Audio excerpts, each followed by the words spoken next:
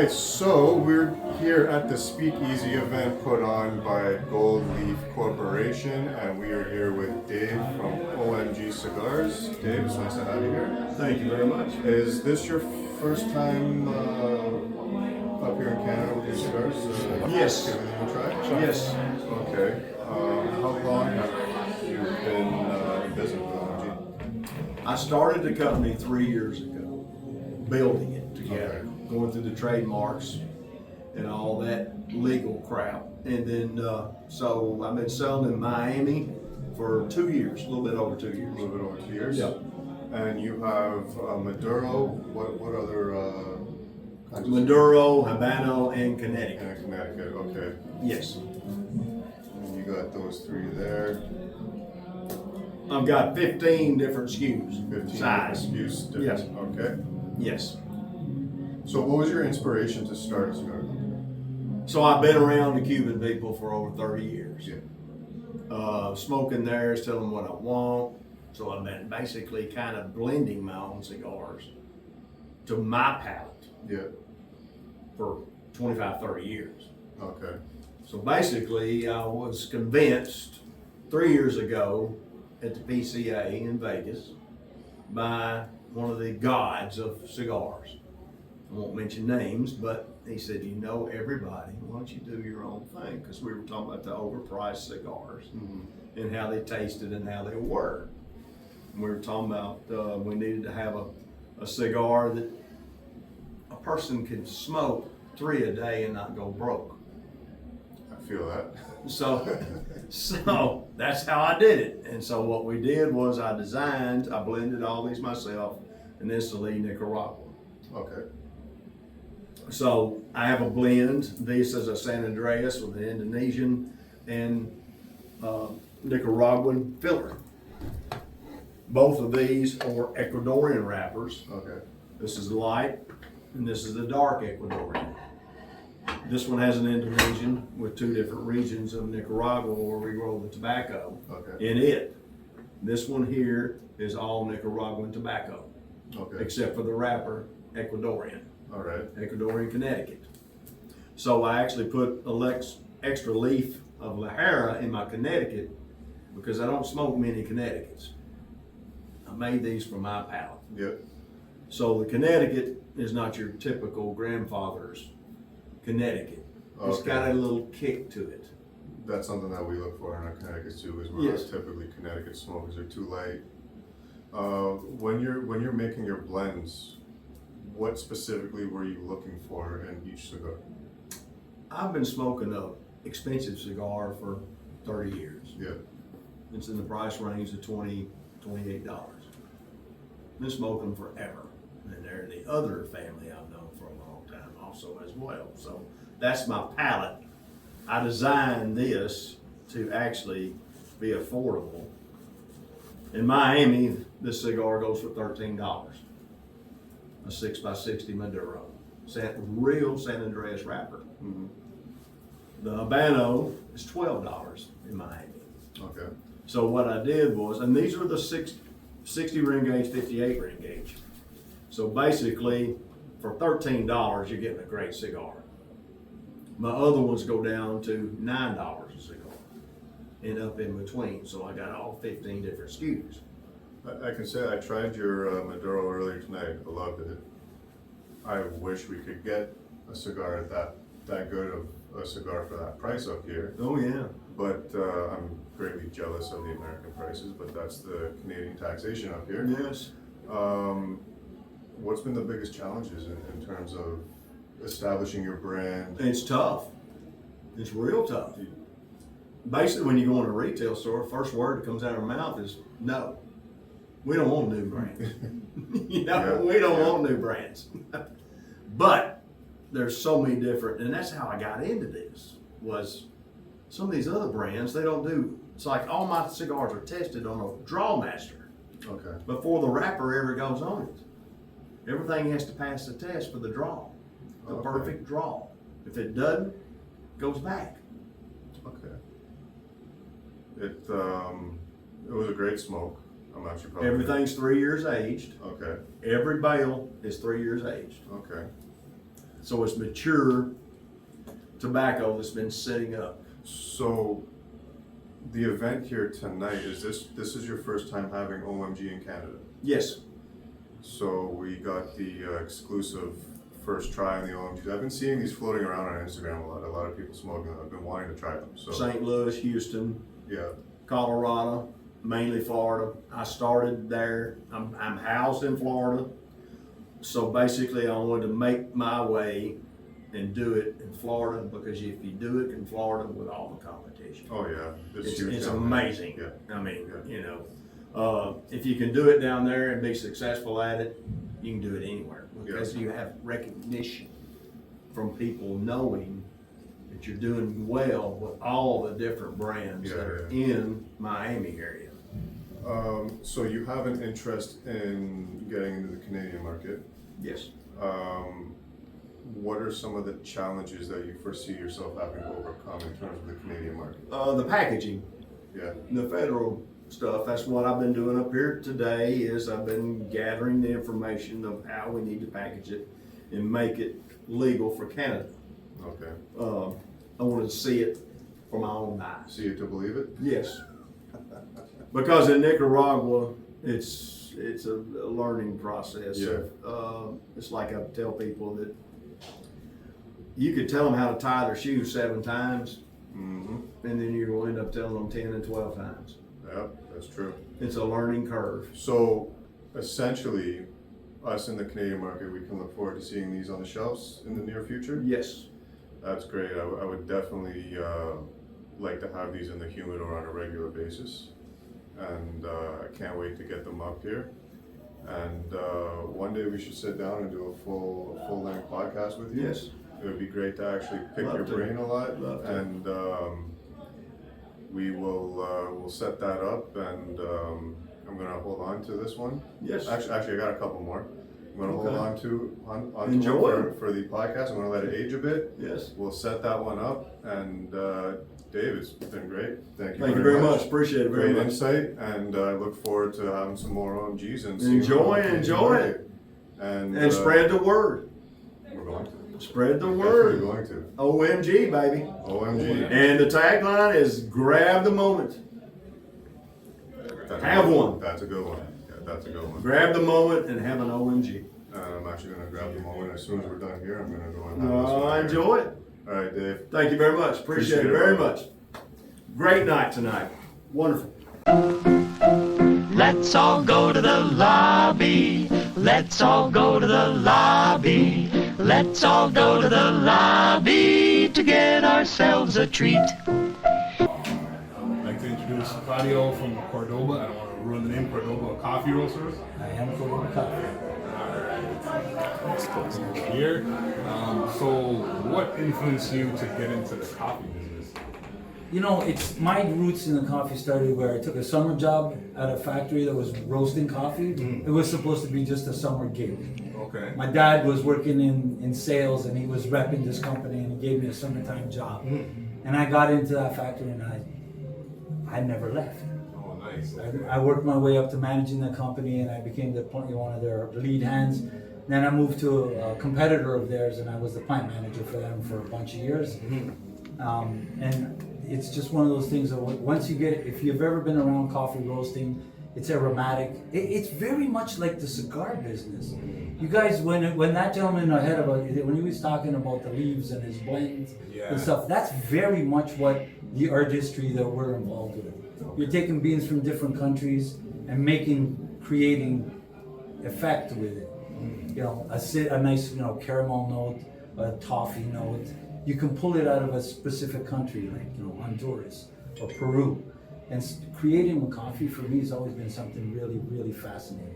It never left me from the moment I started that first job. And it really ruined me because I was destined to become a lawyer. I was supposed to, so I really don't know if, how I fared in this one, but I've been doing it for almost 40 years now. As long as you're passionate about it, that's what really counts. I think so. If you, people said to me before that if you love what you do, you'll never work a day in your life. That's exactly it, yeah. And I'm in one of those kind of lucky days where I don't feel like I'm working at all. Oh, okay. This just feels like this is where I'm supposed to be. This is what I need to do. And a lot of people depend on us for doing what we do.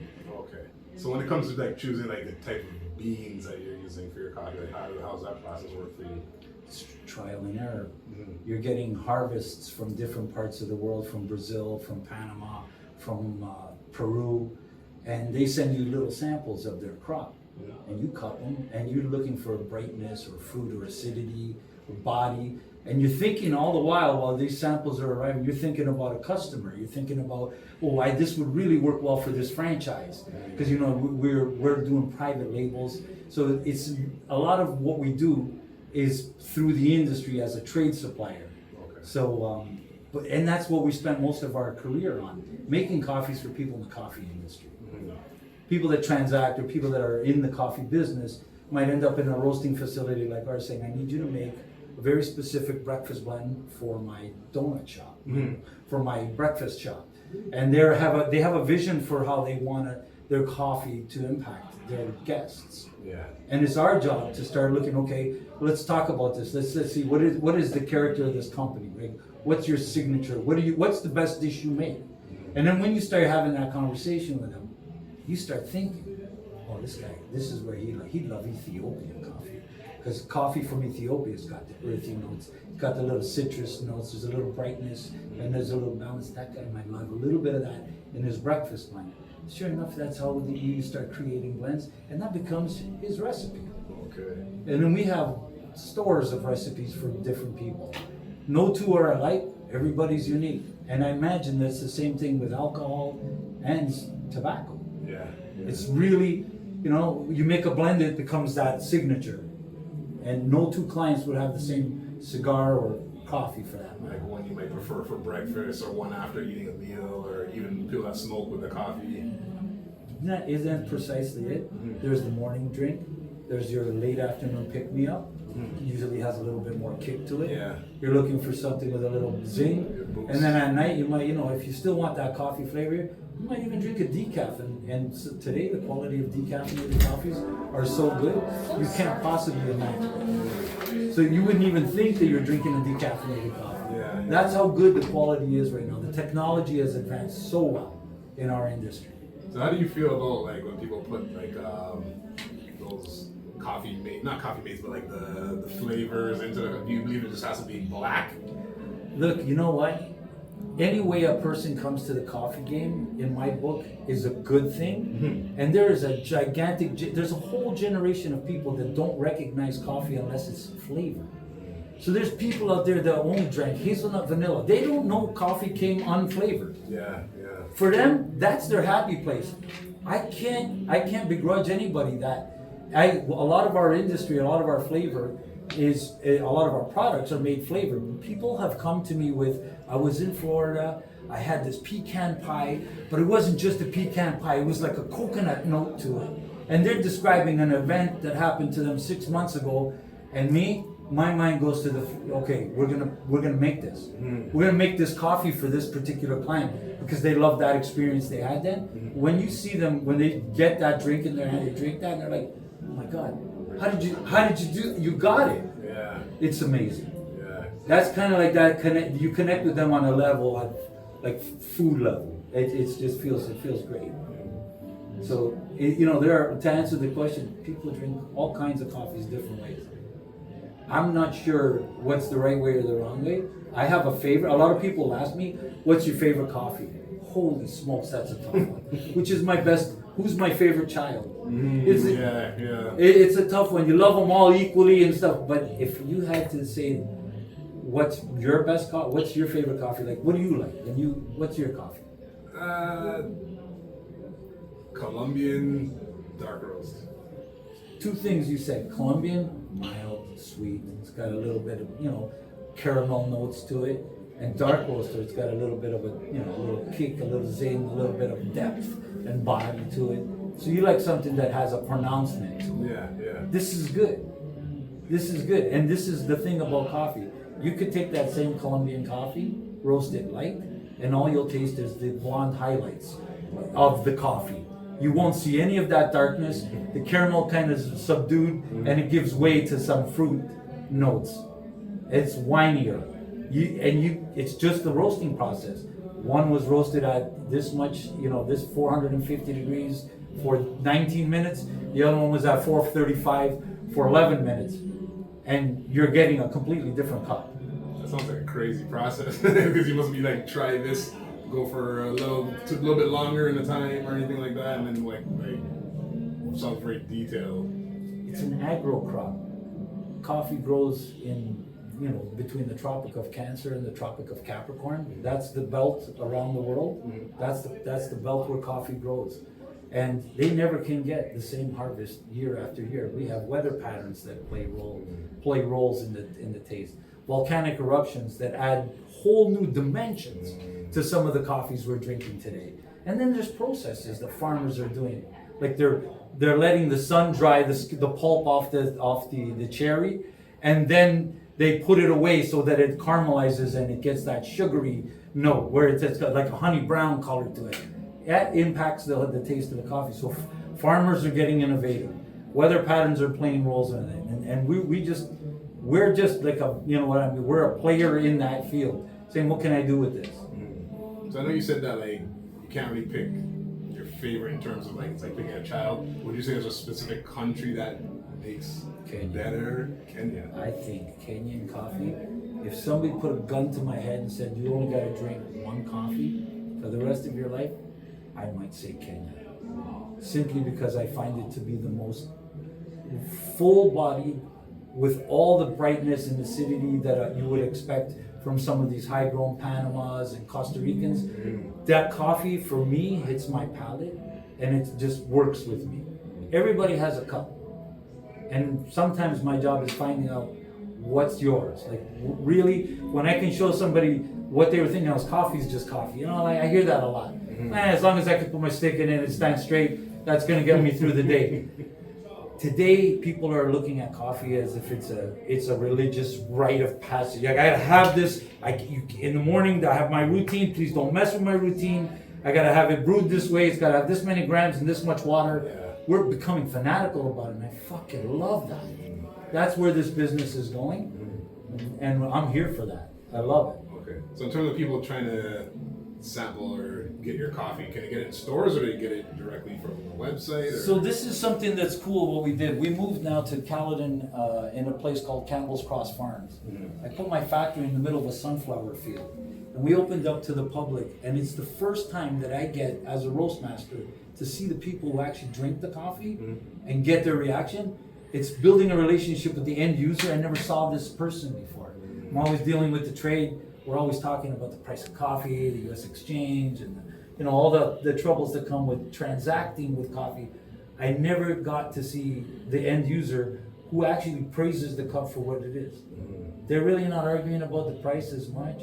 They just need to get that freshly roasted coffee. So we have this machine in the cafe where you could roast your own coffee. You could go and pick beans from Sumatra, from Ethiopia and Panama, blend them together, put them in the machine, and 6 minutes later, you got fresh roasted beans in your hand. And you created it for yourself. I could give you guidance, telling you what coffee is going to do, how it might perform in the cup, but ultimately, you're going to make the whole choice. And when you like it, you're going to say, this is the formula, I want to keep this. This is my recipe. I love it. I'm going to stick with this. So we have that space up there. If you come there, you're going to find two things. Fresh roasted coffee and something that you created yourself. And something that you can do over and over again. So if it becomes something you enjoy, you can go to our facility that's direct, it's user-friendly, and it's open to the public. It's the only time I've ever done this in my life, where I bring people inside our factory, and you can see through the windows the guys working in the back, the Oompa Loompas, they're roasting the coffee, bagging the coffee, putting orders together and all that stuff, because that's what it is. It takes about 14, 15 people to run the factory. And so in the cafe, you get to watch these guys doing their job well, and you can make your own creation at the same time inside the cafe while you're taking inspiration from those guys. I think by doing that, you'll be making like lifetime customers, because that kind of process, not just going to a store, seeing it, okay, let me get some Nescafe. If you actually see the people blending it, making it, everything from scratch, and you can actually customize it, I definitely want to try that myself. Definitely, and there's the way you want to roast it, a light, medium, or dark. It's up to you. And if you say to me, I really don't have time, I don't have a brewer, really, I'm living, like some people have a small space, they're living in a condo, they're at school, they have the Bodum. You know that little Bodum, which is a French press? It's the easiest way to make coffee. You grind it a little crudely ground, fresh roasted beans, but you crudely grind it, and you put a big heaping tablespoon, maybe 2 tablespoons in, and about 250, 300 mils of boiling water. Push the plunger down, it strains all the coffee to the bottom, and you're pouring out this beautiful, freshly roasted, freshly brewed coffee. Man, it transcends your experience. You think you know coffee, and then you try something like that, and you're like, shit, I didn't even know that coffee tastes like this. So there's a lot of stuff that people get first when they get to interact with it on a direct basis. And I'm loving that part of it. Like, that's the part that feels like not work. It feels like more like a curator at a museum. Where he's saying, oh, I bought that, I got this in my field in Africa when I was hunting, and you see him with his horns on his wall and stuff. That's how we feel about like a trophy, and it feels great. Yeah, it's kind of cool. Okay, well, thank you very much for your time. I appreciate that. Yeah, we definitely have to do a longer podcast because Pick bring in a little bit more, and people check out the Cordova coffee. Thanks for your time. Thanks, man. Appreciate that. Let's all go to the lobby. Let's all go to the lobby. Let's all go to the lobby to get ourselves a treat.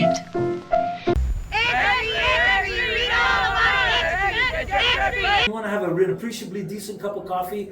I'm not saying that there's not good coffees everywhere. McDonald's is going to deliver you a really decent drip coffee. Yeah. And you can't argue this. So at one time it used to be like Tim's, right? People would say, oh yeah, I like Tim's. They've gone through a transformation. Yeah. Something has changed. I heard they sold their old recipe to McDonald's. That's been a story that's been going around, but I don't know if that really is verified. I'm going to tell you something. McDonald's is big enough and strong enough to do what they did here, invest into McCafe. They changed their fucking name, man, to adopt coffee. So I'm going to tell you something, where they were seeing the future going. They went down the road where they're saying, I'm going to make lattes, cappuccinos. Well, yeah, by the way, we're going to make your breakfast coffee. So they're making a big, bold statement, and they earned it. Even their Americanos are actually pretty good for what it is. See what I'm saying? Fast food. You asked me the question that I think that's what you were asking. You were leading me. You wanted to know what I thought about that. Yeah. If I'm stopping on the road, I'm going to stop and grab their coffee. Yeah. I agree with you on that. Look, there's a lot of choices you can make, but remember what we're talking about? Where are you going to see ubiquitous coffee everywhere? You're going to see Tim Hortons, Starbucks, McDonald's. I'm going to Mickey's. Yep, amen to I'm that. taking a black coffee and I'm going to enjoy it. Yep, that's Let's all go to the lobby. Let's all go to the lobby. Let's all go to the lobby to get ourselves a treat. Alright, Speakeasy event tonight. What did you guys think? pretty fun. Pretty interesting. Interesting people. Good connections. Nice attire, everyone's friendly, lots of communication. I enjoyed it. Yeah, thanks again to Jamie from Goldleaf Corporation for throwing this event. It was a great event. Met some really great people, smoked some great cigars. Got a couple quick interviews we're gonna throw into this. Yeah, it's been a blast. What was your highlight of the night? Just the people. Meeting the people, having the conversations. My Rotary buddy. Your Rotary buddy, yeah, you're romancing off that. Yep. Love coffee, love Rotaries, nothing better in life. And background to the people that we spoke to, how they got into their industries, what makes them thrive, their passions for it. Basically, that they're not even working, they're doing something that they love, so that's always a goal. Yeah. Definitely inspiration. Yeah. For sure, it's inspiration, and I think that we can take some of their experiences and implement that in our journey, and pave our way so that we're not working a day in our lives eventually. Exactly. Because when you're doing something you love, you're not working. Yep. And if you make money from it, even better. We officially unveiled our Cigar Talk Toronto whiskey oak red wine, which was a massive hit tonight. Yeah, I was pretty surprised how much bottles we went through. We had 25 bottles and we were remaining with 8. Yeah. I think the feedback was the best part that we got from it. Dave! I was standing there and everything that we were hearing. He's gone. Views, like, He's gonna invite Dave back in again. He opened the door, but It's alright. yeah, definitely stay tuned. We got a couple of really good podcasts coming with Dave from OMG Cigars and Claudio from what was the Coffee. the Cordova Coffee Coffee Roasters, Yeah. And The story on that was crazy. Yeah. I definitely have to visit the farm, see how they actually make it, everything. And you can Yeah. customize your own coffee, so that's definitely something I'm looking forward to. Definitely, we gotta do it on the road. Yeah, so so different. It's not even gonna be on the road. We're gonna do on location at the roasters. Oh yeah. So there's a lot of good things coming. It was a great event. I think we're due for a little bit of time off. We've been hustling like crazy. Can't wait for a couple weeks off. Luckily, we got a lot of things in the archives now. Although I have no time off, I'm still editing all this. And the shorts. Hours of editing. I think he's got the most time off because I'm still gonna be pumping the Instagram shit. That's it. Once it starts I'm still waiting for you to pump your shorts out, man. I've been pumping the shorts out. On a day. 2 a day. I don't want to give away the whole thing. I want them to go and watch the videos. True. They need a motivation to watch the videos. What do you think about dressing up the 1920s theme? Interesting. I didn't, but it was interesting. Yeah, you're just Mr. Clean I'm just playing. on the scene. I know with the bow tie. Both of you with the bow ties. Yeah, check the spin. Look at that. Dang, son. Dang, son. Ooh. Although it's been a little touchy. Let's see if I can get it to go this time. But every time it gets soaked. Oh, yeah. Soft lighter. Gotta be all fancy. Thank you to Smoke for the recommendation. I had to go pick one up. Loving it. Pretty dope. You know why I did the bow tie? Because I didn't already have a pre-tied tie that I could wear to match this. I don't know how to tie a tie. I can Same. tell I have some nice ties. I don't know how to tie What? a tie. I got a That tie is tie. so slack You got and your loose. I don't know how to tie I went a to tie. Catholic school. I know all the bow ties. Okay. Well, not bow ties, but like tie ties. Oh, okay. I can help you guys out with The that. only tie that I have tied is what Gina's father tied for me in Colombia. And that's the only tie that I Yeah, I can send it I over. watched some videos and I tried it. It worked a bit, but it wasn't like good. Yeah, so tight. Yeah, once you get to practice though. When next time I come over, so I I'm can send some all out. about the clip tie. You know, it just clips on. And, I wore ties so much I never want to wear any bow tie, anything ever again. I'm good. I like the bow tie. Once you go to Catholic school and every single day you gotta wear a tie, that's a wrap. this is the first time I ever wore a bow tie. I think, actually. Alright. So I think, yeah, it was a great night. You're gonna see a little vlog style out of this. And quick little half an hour video and just something to kind of speak on the night. It was a great night, great event. Thanks again to Jamie, Goldleaf Corporation, OMG Cigars, Vanguard, Claudio Diaz was in the package, Cordova Yeah. Coffee Roasters, and thanks to us for our red wine And most importantly, thanks to Gino and and being the- support. the wife crew. Yep. Still waiting for a third edition to that one. You guys got a long way. We ain't getting any younger, so. It's all good.